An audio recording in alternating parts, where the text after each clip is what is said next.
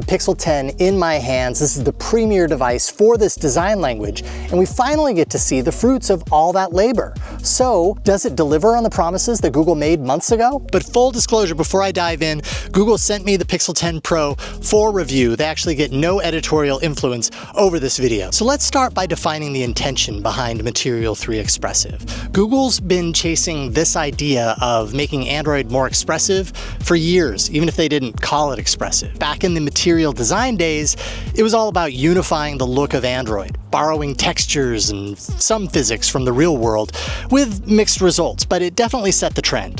Then came Material U, pushing that personalization even further, letting your phone hopefully feel a little bit more you. And now with Material 3 Expressive, backed by years of research that Google really went out on a limb to make sure you knew about, Google thinks they've finally nailed it. This isn't just lifeless software.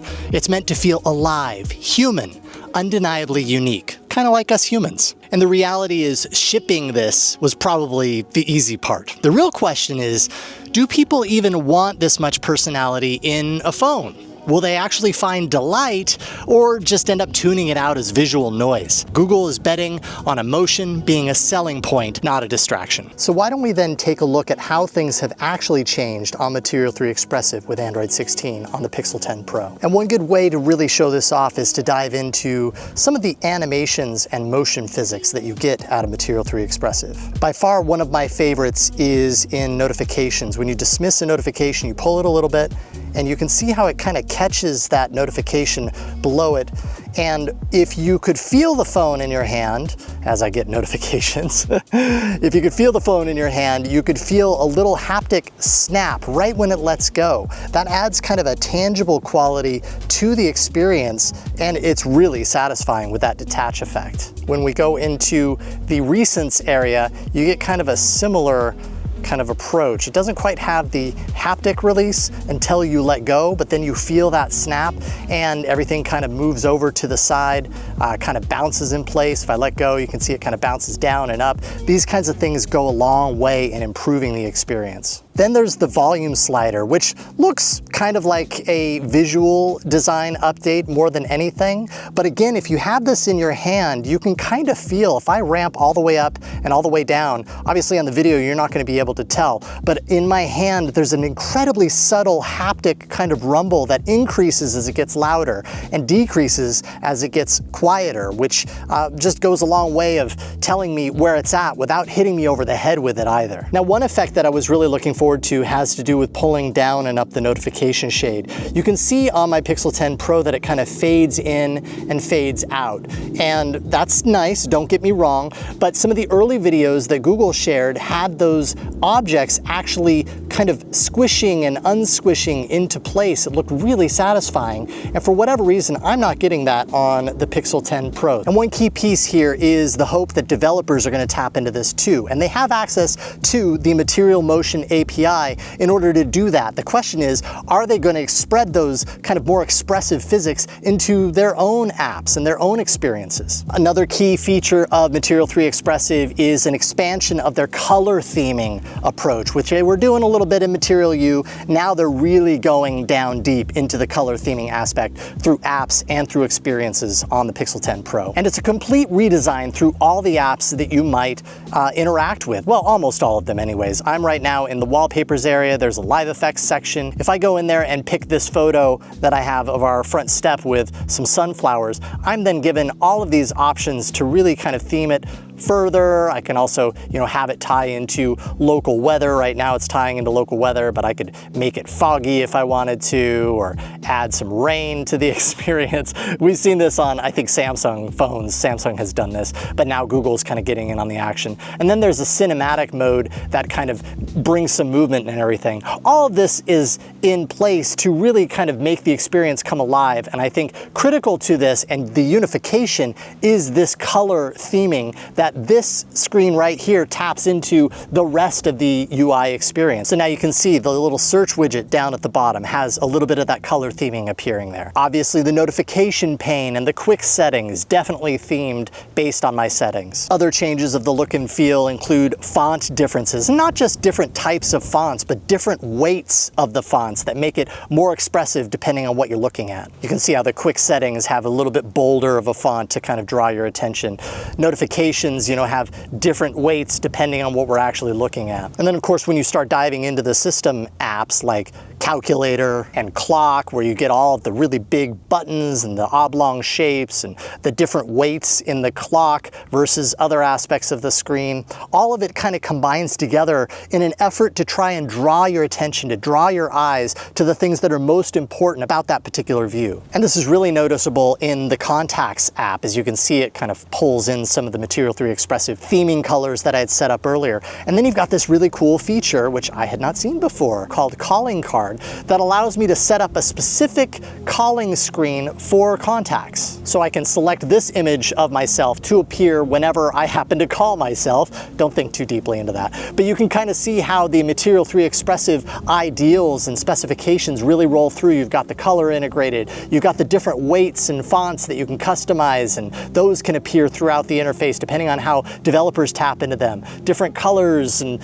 all of this is just an effort, a way of showing how Material 3 expressive aims to make your phone a little more alive, a little bit more customized and fun. Another great example is the screensaver functionality, which you can kind of see. This is the weather overlay that appears when I'm charging if I select that to be my screensaver. Got, nice and bubbly, the big different styles of shapes, different weights. Of course, the clock, also a really wonderful way to kind of show a little bit of the different kind of kerning and font types that you'll see throughout Material 3 expressive. And then I've mentioned it a few times, but the variety of shapes, as you can see here, lots of different kind of, there's the oblong circle, there's the kind of squircle, there's the little buttons. All of this, by the way, in the quick settings can be adjusted. If I wanted to adjust this and make it a small little button there, I can do that and then move it all around and customize everything the way I want to. But again, going back to that customization piece, really making this phone my own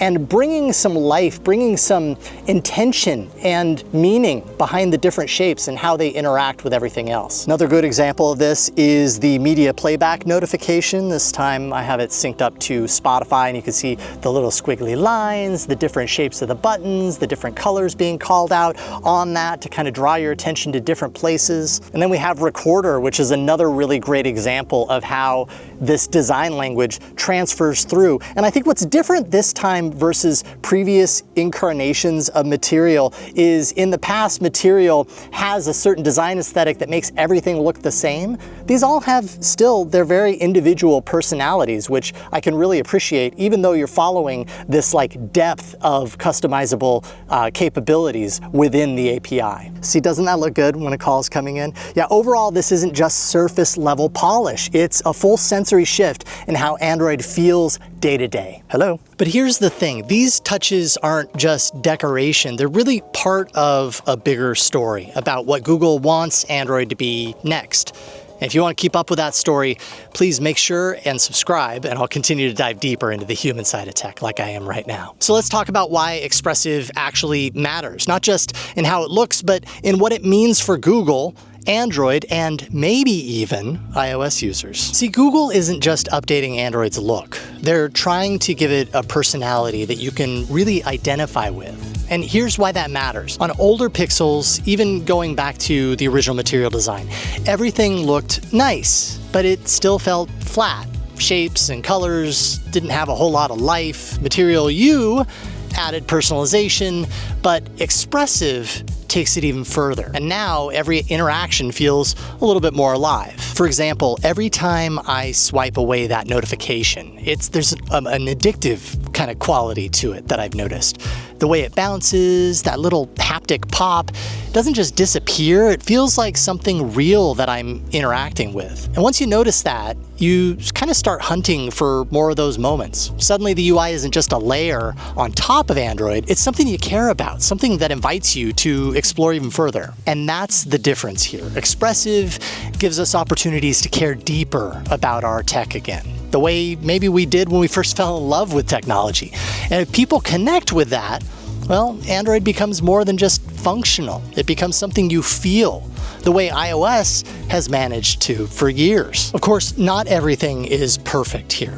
Most of Google's core apps, thankfully, actually ship with Expressive at this point, and that's a big improvement from years past. But open the Play Store, and it's like it's stuck on an island. It really feels out of step with the rest of the phone. Same goes for Google Maps. It looks fine, don't get me wrong, but it just doesn't have that expressive flair. And the bigger risk, third-party adoption. And we've seen this before as well. If other developers don't buy in, well, then you end up with a mismatch of styles, a perception that Google's only really influential to a small corner of Android, its corner, and that Pixels will never feel as cohesive as, say, iOS has for years. Now, at the end of the day, Material 3 Expressive definitely makes Pixel 10 feel softer, more alive, more personal, and I gotta say, it sneaks up on you. I've spent a week with it, and I realize it just kind of feels better after a week.